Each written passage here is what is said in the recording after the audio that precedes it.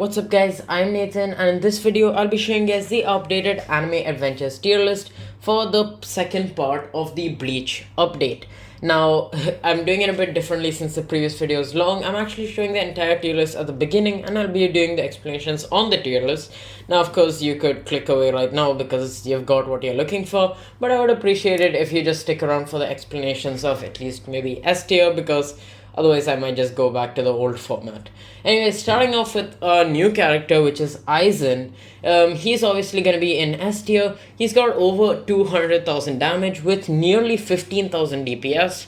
That's significantly higher than our previous highest. Plus he's got full AoE. He is a bit costly, coming in at around 134,000 cash, but still, well, he's insanely broken. Plus he does have his ability that is going to help you stall, or rather make you invulnerable for 20 seconds. So that's going to be pretty helpful as well, but of course mainly we're looking at him for DPS. Additionally, he's going to be able to hit air when you reach, I think, his 9th upgrade.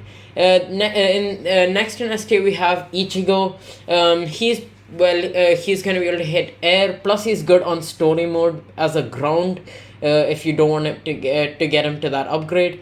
Additionally, if you spend, I think, around 36,000 or 46,000 cash, you're going to be able to get his ability, which makes him vanish, meaning you're going to lose that money, but he's going to be doing 10 times of his damage to the entire map, meaning once he's maxed out, you're actually going to be doing around 500,000 damage to the entire map. With unique, this could be really good.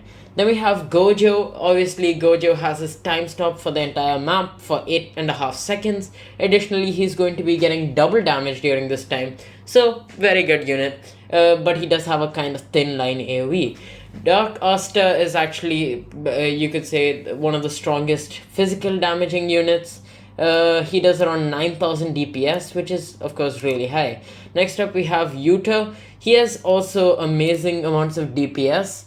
However, his AoE is also kind of small. He's got 8,500 DPS, which is a bit lesser than Dark Asta. But he also has significantly more range, but you can only place down 3 of him. Next up, we have Suifeng, I think that's what her name is. So she's basically a really good heal unit, and that's why she's right there. She's got one of the highest DPS for a heal unit. Next up, we have Yuno, who's going to be, I think, the best for magic as a heal unit, both in infinite and in story mode. Brook is going to be buffing your characters, which is, of course, going to be really helpful.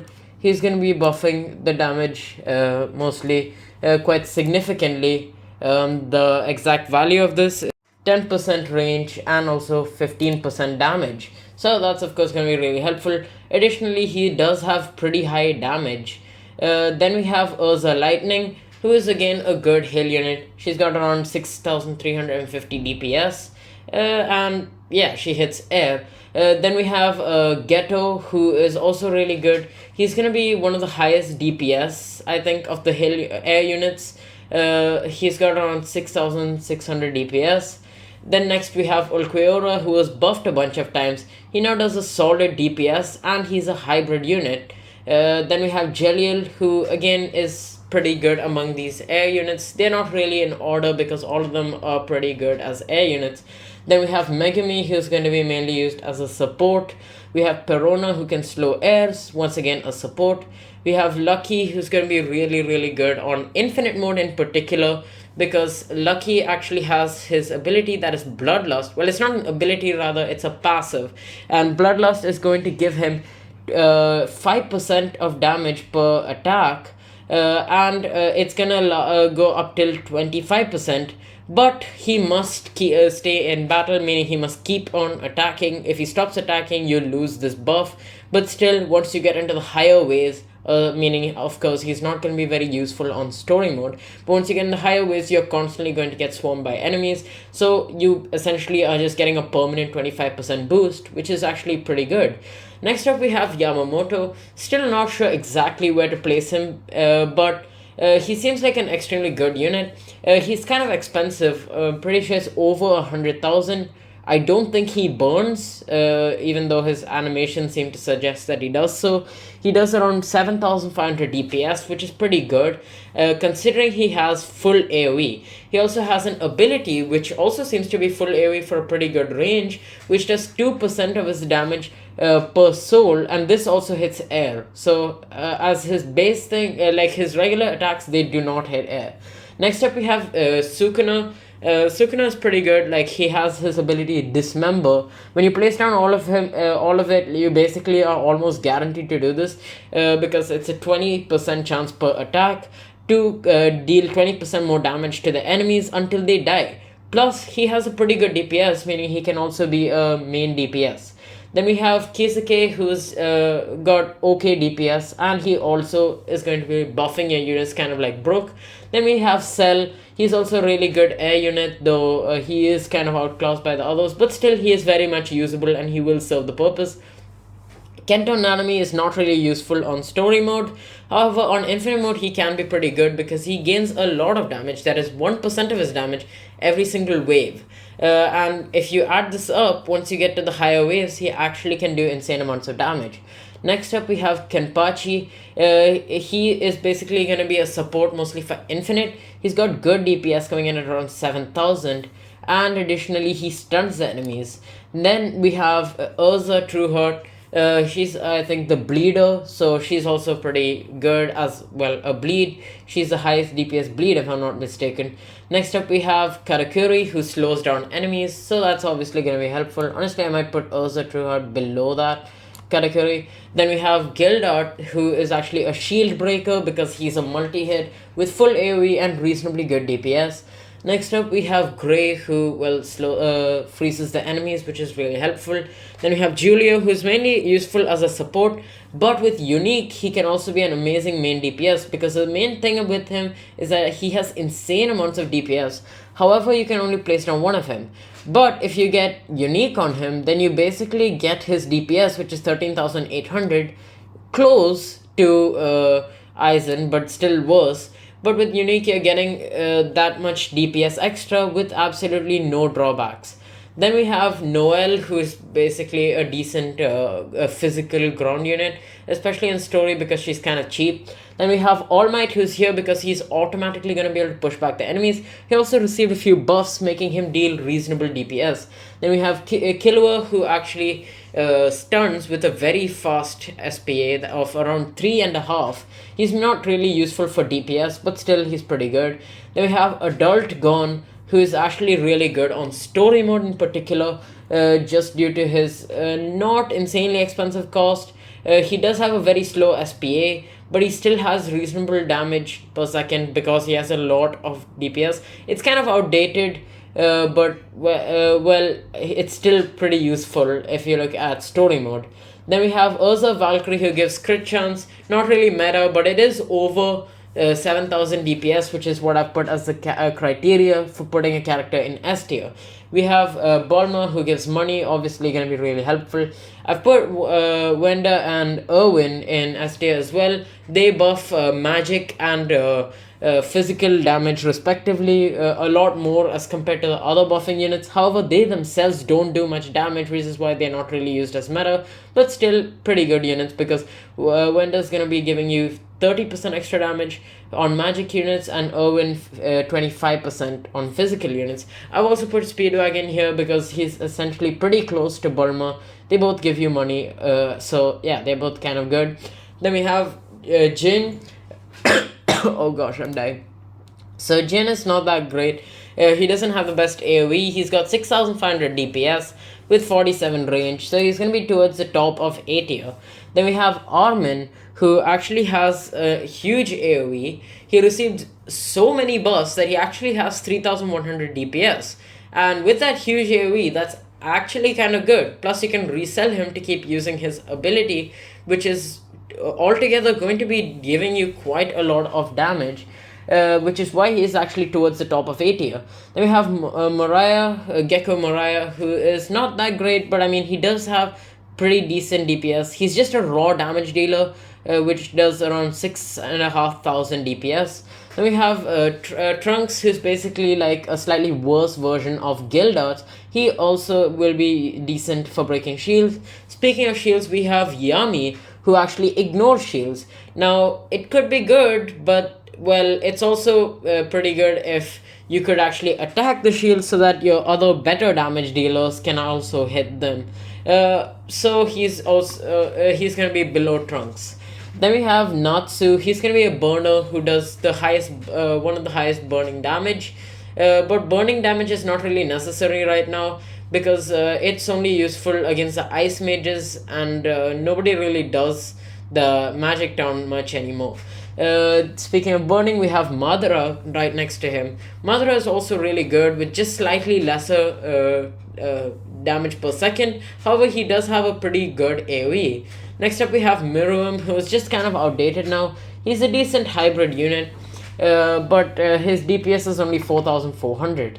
Next up, we have Pito. Pito has a lot more DPS, coming in at 6,500. But it is a bleeder unit.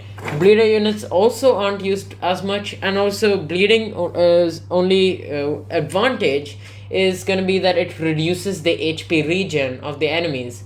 Meruem is actually doing this burst damage, and as for Madara and Natsu, well, it's a lot more effective against ice mages as bleeding is compared to regen, which is why I've put it like that. Then we have Coyote Stark, just a raw DPS unit. He does summon his Spirit Wolves, who have 33% of his HP, of his damage as HP. Then we have Akenu, who's decent. He's a heal unit, and he's got good AoE, but it's kind of low DPS. However, it does hit air, which is why I'm putting him above Rengoku, who has significantly more DPS. Actually, like almost 50% more DPS, coming at around 3,600. But well, he does not hit air. Then we have Jozu, who will be right below him. Jozu is a bleeder, like I said. Burning does have more usefulness as compared to bleeding. Netero is just raw DPS with around 4,800 DPS, so not really the best. Then we have Lucy, who's actually not that bad. She has around 8,200 DPS, but is a summoner, meaning the AoE is kind of bad.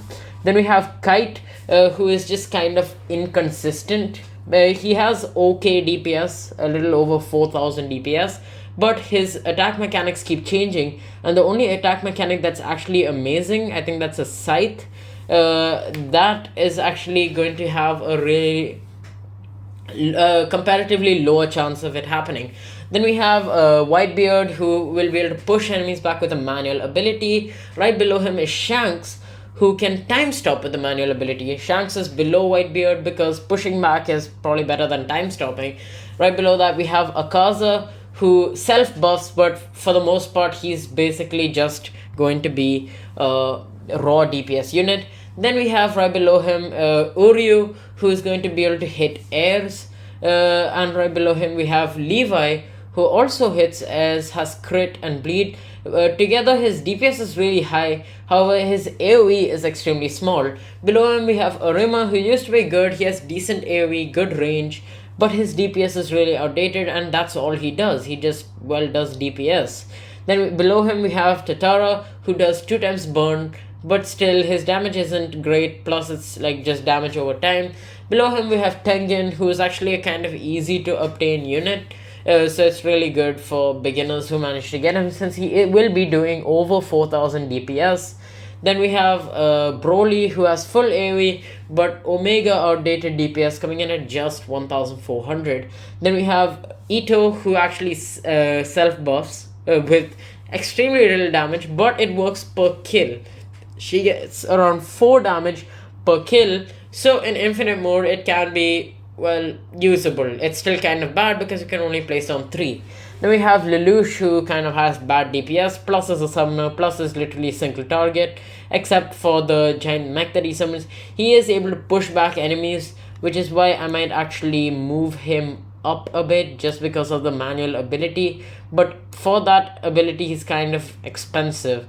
Then we have below that Eren. Eren costs like 1 million. He does do insane amounts of damage, but it's basically single target, and yeah, if you place Eren, you literally cannot do anything else. Then we have the unevolved version of Aizen. He's obviously really bad. You can only place down 3 of him. He does not do the best DPS, and he just stalls, which won't really give, it'll just barely give you a wave. Then we have Kuma, who is a previous leaderboard unit, or rather the current leaderboard unit. That's around 2300 DPS, pretty decent. Then we have, to be fair, Kuma, I might put him the top of B tier, because everything at the bottom of A tier actually is capable of doing something. Speaking of that, we have Sakura, who actually buffs by 10%, Rukia, who you can place 4 of, and she freezes, Dio, who's pretty good for beginners on challenges and on story mode, who is able to automatically time stop, Hisoka, who uses his bungee gum to slow down and stun enemies, Toge, who just stuns enemies, and then Blackbeard, who curses them, making them take more damage, and then we have Diavolo, who is gonna be right there, who is able to time stop the entire map with an utterly dog water AoE. So he'll actually probably be like right about here. So yeah, then we have the we have all these B tier units. The Kisuke unevolved is gonna be in B tier. Then we have most of the good legendaries, that is Magna, Shinji, Nightmare Luffy. Juvia is probably one of the best like banner ones that you can get, if I may say. And Nobara is probably the best because it hits air. Gajil, Toka, you can place 5. Akaza, well, I mean, he's not really a banner one, but he's still pretty good. Then we have Gorn, who can use to evolve into the adult version, so it's actually not a bad investment to get him. Then we have Noro, who's decent for story. We have Pain, who pushes back enemies. Grimjow, who has decent DPS, however really small AoE. Kaneki, who bleeds. Then we have Ichigo, Hollow, Renzi, and Ace. They're all the secret units, which were kind of easy to get. In C tier, we have the unevolved Rengoku. We have Giorno, who used to be pretty decent. Mihawk, who has a kind of narrow AoE, line AoE. Then we have, what's his name? Yeah, Itachi. I don't know how I forgot his name for a second, but he hits air and he has his Amaterasu burn. Then we have Kizaru, who also hits air. Zeke, who also hits air with a lot of range. Then we have Goku Blue, who has okay DPS but just really bad AoE. Naruto, yeah, I mean, these ones don't really need to explain. Then we have Gaara, who's actually able to stun, which is why he's in C. Todoroki, who can freeze as well as burn, so he's in C. We have Jotaro, who can time stop, and Crocodile, who's just a pretty good DPS for an epic. Then we have the D tier. Not really going to explain them because nobody cares about them and nobody really uses them. Even if you're getting epics, I would recommend going for those in C tier. So that is pretty much it for the tier list. Thank you guys for watching. Make sure to like and subscribe if you haven't already. Let me know if you prefer me just having the tier list ready made beforehand. Obviously, it's going to save time on me being confused because I have to think on where I'm placing the units beforehand. But yeah, that's pretty much it. So like and subscribe if you haven't already. Join my Discord server if you want to. Comment any disagreements, if any, and I'll reply to them, and if necessary I'll make a poll and the changes will be in the pinned comment. I'll catch you guys in the next video. See you.